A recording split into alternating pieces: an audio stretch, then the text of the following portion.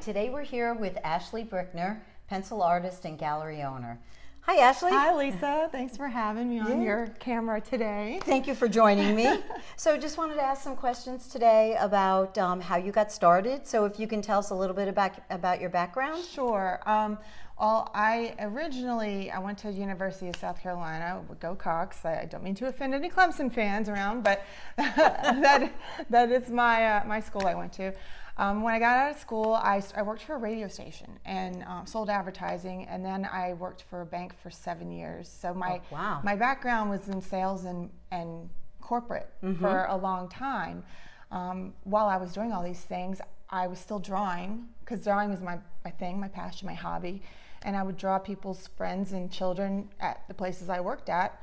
And eventually, everybody wanted me to draw something for them. Nice. So I had to figure out, what's my price? I get to charge people now. So. And how was that transition going from the corporate world to the art world and entrepreneurship? It's a beautiful, beautiful thing, because now the thing that was on my mind all day at the bank, I can put into action every day with making art and running the gallery and finding awesome artists for the gallery. Oh, that's great.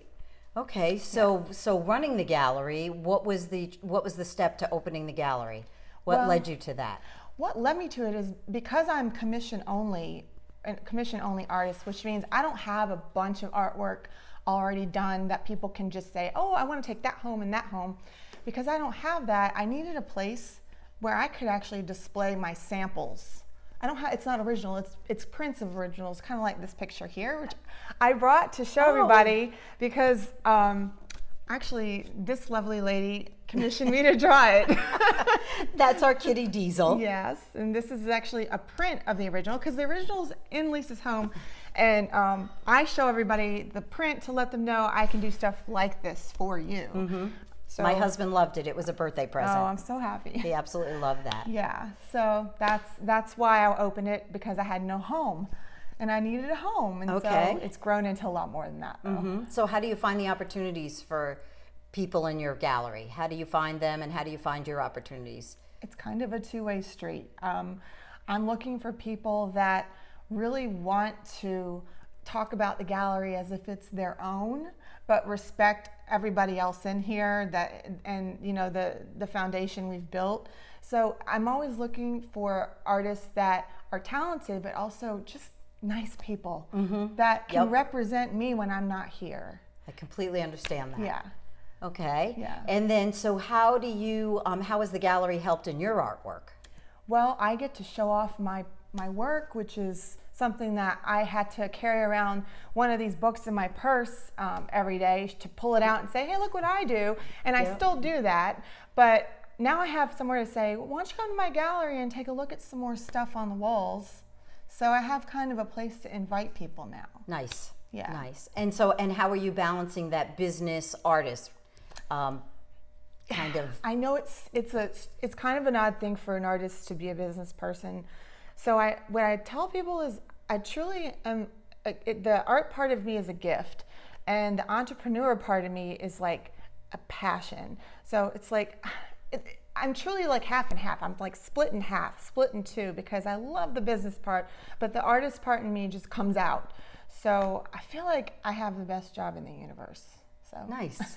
Nice. And who are your influencers in your work? My grandparents were the ultimate influencers for me, because they were professional ballroom dancers in New Orleans, and they grew up, my mother grew up around all that artsy kind of mentality, and my mom did pottery when I was a kid, and we'd go to shows, and my sister's super talented. So I've just been around it a lot, and my grandfather always told me that I could do whatever I wanted, and he said it to where I really believed him, and I think about him still, even though he's gone now. But I know I'm here because he encouraged me. Wow, that's great. Thank you. And what about classes? I know that you're teaching classes here in Greenville. Can you tell us a little bit about that? Well, it's not just me teaching them. At the gallery, we have actually every Monday night, Ed Cascone teaches a figure drawing class, and we are, I think, right now, currently one of the only places in Greenville that does that. Oh wow, I didn't know he was doing that. He here. is. Every Monday Okay. night from 7 to 9. It's only $15, and we provide the model, and you bring your easel and the paper and any kind of tools you need. And and Ed walks around and just sort of assists, but he doesn't really tell you what to do. He guides. That's wonderful. It's awesome. Yeah, that has to be, that's great. Yeah, that's one thing we offer. Another thing are our Paint Your Pet classes, which are for everybody and anybody. If you're an animal lover, you've got to come take a class, because I sketch on a canvas your animal, like a very actually detailed, even though it's a fast sketch for me, it's pretty detailed. And my counterpart Jessica teaches you how to paint it. And we have classes throughout the month. Oh, wow. Here and at other venues. So how would people sign up for these classes? My website, Open Art Studios Greenville, which I know is long, but it's Open Art Studios with an S at the end, greenville.com. And you can find classes, you can find information about the artists on display, and our next First Friday event, which is our monthly art party. Nice. Okay, and what's the address here? It's 14 South Main Street. We're across the street from Port City, Java, which most everybody knows where that is. And we are in downtown Greenville, and we would love to see you soon. That's great. And I have one more question. Okay. So I just want to ask, why is art so important? And why should it be important to people?